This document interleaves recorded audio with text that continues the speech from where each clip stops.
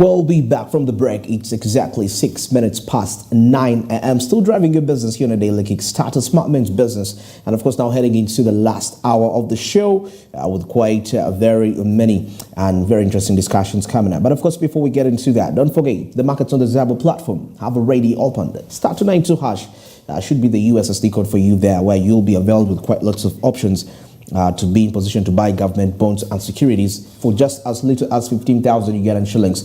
But of course, you can choose to invest more than that. But Zabo simply says start with 15,000 to make life much more easy. Now, the markets open at 8:15 a.m., closing at 3:15 p.m. Effective Monday up to Friday, except on the weekends and the public holidays when the markets actually are closed. But at least you have the rest of the 5 days to capitalize and make quite some huge profits there. Zabo just made this a reality. There is no excuse as to why you really shouldn't own the government bond and securities with such an opportunity. And Zabo simply says, my money, my future. And Altex East Africa says, do something new.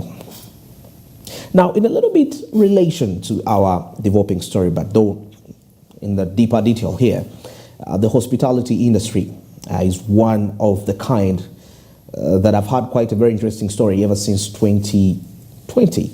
Let me say that, when we had the pandemic, the global pandemic there. And from then till today, despite the fact that actually there has been a little bit of a catch-up, but still there is what we call the pre-pandemic revenues, which actually not only the hotel sector or the hospitality sector, but all sectors haven't yet recovered that, as much as that. Though we report an increase in revenue, it is okay, but them,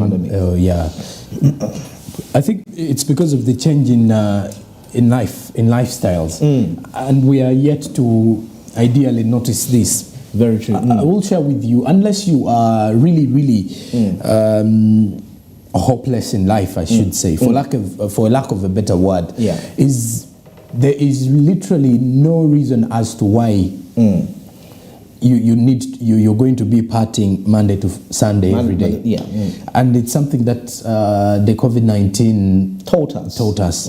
I think when you ever get time and sit down with most of the people about how their life changed greatly in COVID was they realize spending time or quality time with family is very essential. Because during COVID, let's even drive it to the social aspect before we dive into how these sectors are not even recovering as much.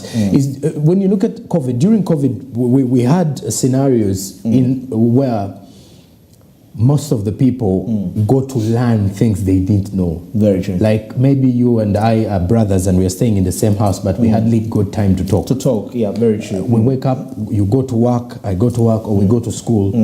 We only return, even lately people don't even sit on dinings to have a discussion. Someone picks a plate, goes to the bedroom, the other sits in the living room, the other goes outside on the veranda, the other eats from the kitchen. So COVID taught a lot of things. Then we went back to the issue to do with adaptability. Because the human body adapts to the kind of atmosphere. Very true. So it is more likely that it takes time. It's not like a computer that you just shift or make it upgrade immediately, and it does. The human body adapts to what you actually, the level at which it is actually being treated or the atmosphere under which it is. So during COVID, many people changed their lifestyles. Someone who would party all day stopped doing that because they would know that if I am to go to a bar, for example, I will go maybe at 8, by 11 I'm out. Or by 10 I'm out. I'll go and do other things. It's not of quite good importance for me to go every day to a bar and leave at 3 a.m. or 4 a.m. in the morning and then rush to work at 7. So besides that, we continue having all these discussions. Now, when you go to the hotel industry or hospitality, it goes back to the fact that, first of all, when we talk hospitality, it's huge. Very big. The hotel business, which was normally where different conferences were happening, now conferences were taken up by Zoom, where your physical attendance was. By the way, where your physical attendance was no longer valid. but your health mattered. So the issue to do with standard operating procedures meant that people would be just comfortably in their living rooms or in their bedrooms, connect to Zoom, interact, no more conference. So it was more of a conference call, but using a gadget. Yeah. So then the hotel industry started feeling the pinch. Layoffs started coming in because you're ideally not having anyone of course, coming. There are only few people. Not everyone can afford to sleep in a hotel on a daily. Yeah, true. Because they are quite expensive. It's very true. Because one hotel, you can find out most of the 3-star, 4-star hotels we have in the country, a room per night is worth your rent for a month. Or it's actually, at times, it's actually 2 months rent. Yeah. So again, it depends on, on the house. So you get to realize that not everyone can afford that kind of lifestyle. And COVID taught us to minimize. Or to make sure that we don't overspend and everything. And I think the hospitality industry was hurt so much. Very. It also drives us to the tourism sector because by the look of things, most of the tourism players would benefit a lot. That is why you have lodges that are set around tour sites and some hotels because they provide room for shelter and everything for anyone who has come to tour. But during that time, it was minimal. It was domestic tourists who would tour, and most Ugandans still cannot afford those hotels again. So I think greatly COVID-19 hit the hospitality sector so much. That is why even when you go out to if you ever get into conversations with the hoteliers or people who own hotels, they will tell you they are trying to recover again. Either way, they are making, they are overcharging now to recover from those 2 years and remain competitive so that they don't operate in losses all the time. And not that the government came and bailed them out. They are, they are private sector players, and very true. It becomes really tricky. We don't have a government hotel. By the way, and I worked for a hotel at one point, and I think I've told you this story before. Yeah. So you get to realize it's not something you look at and say. You may see numbers floating a hotel and you feel like they are getting quite some good money, but remember the costs, the operating costs. You've got salaries, everything, bills, and all that. So it's just like any other business. I think even the hotel business is a tricky one, but of course most businesses survive while operating on loans, paying loans, and so it's just a cycle. Get a loan, pay the loan, repeat. It's actually anyway. I'll talk about this when we come back from this discussion. Let's first review this, but definitely keep tuned because after this discussion, we shall be heading into the deeper details, what we need to understand about the hotel and the hospitality industry. The Committee of Tourism, Trade and Industry, we advised Ministry of Tourism to come up with some flagship projects, and we recommended money. Specifically, these are the Source of the Nile, the Machon Falls site, and the Rwenzori cable car. And these areas, we expect to allocate the money. Fortunately, I sit on the budget committee, and we expect to allocate the money. Now, it will be up to the executive now, because there is scarcity of resources. I still see a situation where we appropriated money like we did in this financial year, and in the process of implementation, Ministry of Finance has no money to give. But let me hope that this time we are going to appropriate money for the tourism sector, which is under the program of tourism and trade and industry, because now we are in the program budgeting. We have moved away from the sector budgeting. But tourism, as a sector, we are giving it some money to make sure that those areas can be given priority. But this should go hand in hand with infrastructure development in terms of roads. Because now the road to Chisoro, as you may be aware, is not a good road. So a tourist who will fly from Europe to Chigari with Turkish Airlines and then comes to Entebbe to drive for more than 8 years to Chisoro, that would not be attractive. So we need also to work on this other infrastructure, transport. You have a good road to the gorillas. You provide some air transport, say from Entebbe one can fly to Chisoro. Otherwise, one would find it cheaper to come with Turkish Airlines to Chigari, then from Chigari, within 1 hour is in the gorilla area on the side of Rwanda. So apart from those other projects I've talked about, we need to invest in the roads infrastructure and the transport by air so that our tourists can be attracted to the gorillas and other areas. So there is a ray of hope. There is a ray of hope, and hopefully the executive will see that this is the area that is going to bring money very quickly. As far as I observed in the field, we still have some years to get oil. I visited the Kabare International Airport in Hoima, and we also saw what is going on, what is expected to be done on the refinery. We still have some years so that we can see the real oil bringing in money. So the alternative is tourism and coffee.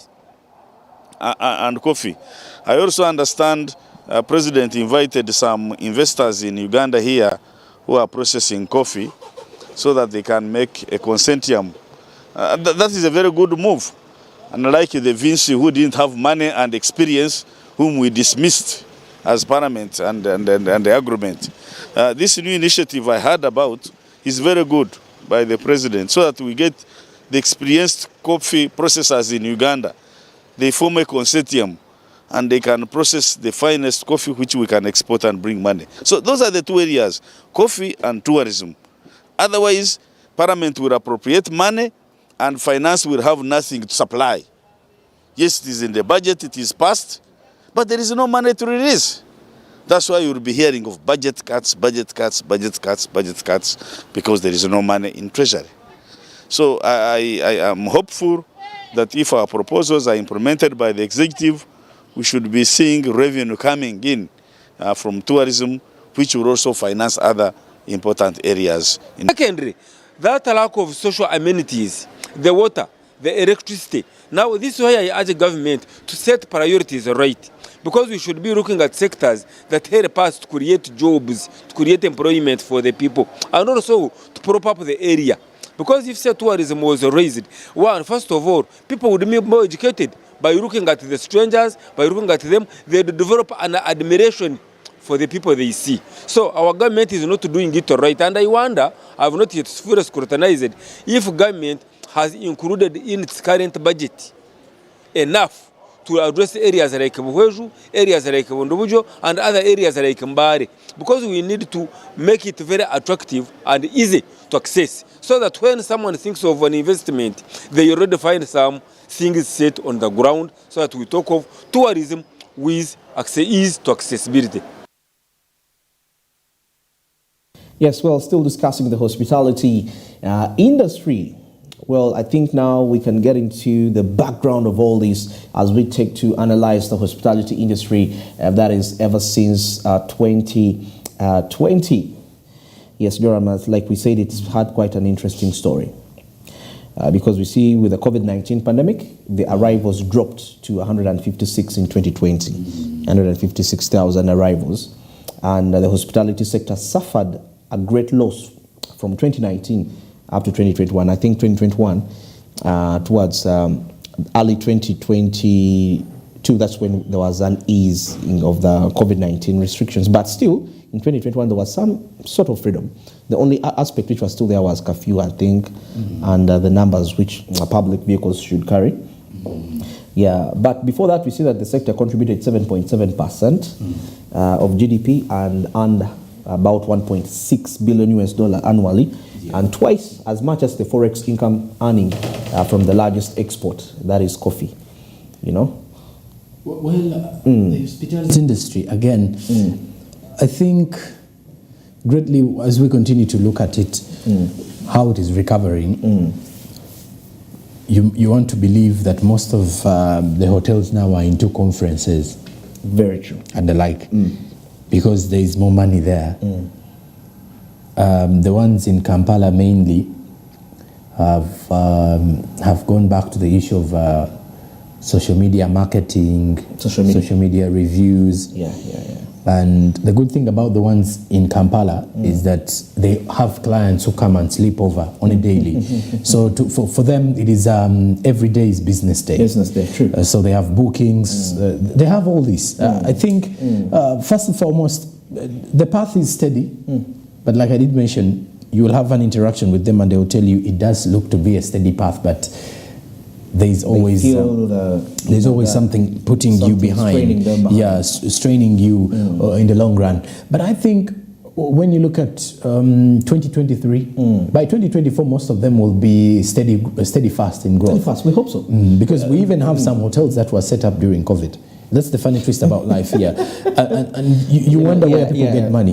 I think in Uganda we have conversations of saying, you know, Andrew, I don't have money. And, you know, and then you tell me After you don't have money. days. Yes.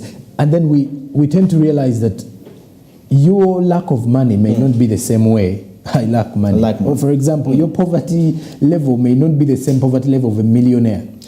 Because it's like if I have a billion and I reduce to 800 million, I would still say I have no money. I have no money. Because I was used to the billion. You were used to the billion. Now me who was used to, let's say 500K, 500,000, and I tell you I don't have, then that means I completely don't have. So you may come out and think that we're on this. I may come out and think, okay, even Andrew doesn't have money. True. Kumbe, the way you look at the money, the money basket is the same. So, like I was saying, we've been mentioning the fact that hospitality industry is not growing, but there are hotels that were established in COVID and they started operating in COVID, which means they had a market set and they knew what they were doing. So it was well segmented. It was well segmented for them. So for them, their own issue was that. But of course, as we continue to look through, as well as you can see what is on screen there regarding the hospitality industry on the verge of recovery, what else do we have on the same matter, Andrew? Of course, we have the hotel business performance, and that is for the past 2 years. As we see, hotel business in Uganda had 80% cancellation and 57% of hotel staff sent home on unpaid leave. That's in 2020. That is due to the pandemic. Now, of course, you remember the 2021 general elections, campaigns led to many countries, of course, issuing travel advisories against Uganda. So that means still arrivals reduced. The political atmosphere accompanied with the COVID was a little bit unfair. But of course, many Ugandans travel during the festive season, as we can see, and to bid farewell to a dry year, which led to a sharp rise in demand for hotel rooms. But you know, this rise was a little bit of fluctuative. It was very volatile, actually.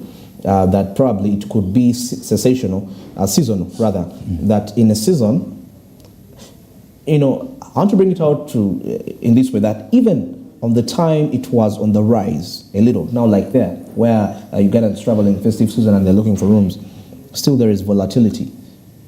In other words, in biology, there is what we can call bipolar. You are on your high, and at the same time, you go down to your low straight away at that very moment. So that is what the hotel industry was experiencing that. So there wasn't a steady growth which can be tracked and say that, well, this is, the curve is positive. So that was it, I think, in 2020. But of course, domestic tourism was now, because now the only residents that were left to visit these hotels were Ugandans, which at the time didn't have the finances to be there, because majority of them actually, largely, the hotel economy, a bigger percentage survives on foreign, and tours, coming in here. So you see, that was a little bit challenging, Well, but then as we wind this up, 2023 is here. And now for every person, every CEO, you own a hotel. According to, of course, the hotel owners, 2023, of course, there ought to be resolutions to see how we can actually increase on profitability. So what are these resolutions like for the owners? Let's take a look at that. As we see that the hospitality sector is extremely competitive, making it essential to keep up with the latest hospitality technology trends. See, technology and new technology such as automation, there is mobile bookings, then there is tech-empowered travel, virtual reality tours, and influencer marketing, among others, are changing the hotel industry. Now the icebreaker here is a virtual reality tour, connecting it to hotel. I think that's a little bit of a destructive sort of innovation, which can be, well, it might seem healthy for the hotel industry, but I believe in the long run it might totally destroy virtual tourism. I'm in my country, but I'm visiting another country, staying in here. So how realistic is that? But definitely, the bigger picture here is because when I try to take a look at the different hotel owners, their resolutions actually for this year 2023 is online marketing, simply. You know, you take it from all the way there. We need to, now it comes into the aspect of e-commerce, you know, but now, so then that means don't be surprised when we see the innovation world coming up with an application that combines a list of hotels here, and you can know the booking prices. Because now we are giving tips to the innovators. To the innovators of how what way to break even. To how to break through in 2023. Exactly, because the hotel sector is embracing these new trends everywhere, actually, online marketing. So if you could establish that out there, it's like how I see applications if I want to get products. And now this shifts all the way from products. It can shift to services. You know, it can shift to so many. We shouldn't just limit ourselves to products, but even hotel services can be displayed out there. Well, 28 minutes past 9, and now let's get into a short break. Of course, we shall be returning with further business discussions as we wrap this up. But of course, don't forget Zabu, which says you can actually make money online. Start292 hash is the USSD code where you can buy government bonds and securities through this platform. All you need is your mobile phone. Now the markets open at 8:15 a.m. and they close at 3:15 p.m. East African time, Monday up to Friday. Yes, apart from the weekends and the public holidays when you can access the markets, but at least you have the rest of the days to capitalize and make quite some good money for you over there. Zabu made this a reality. There is no excuse as why you don't own government bonds and securities with such an opportunity for you to earn a side income for yourself. All you need is your mobile phone, and yeah. Zabu says my money, my future, and North East Africa says do something new. Well, let's get into a break now. We shall be returning.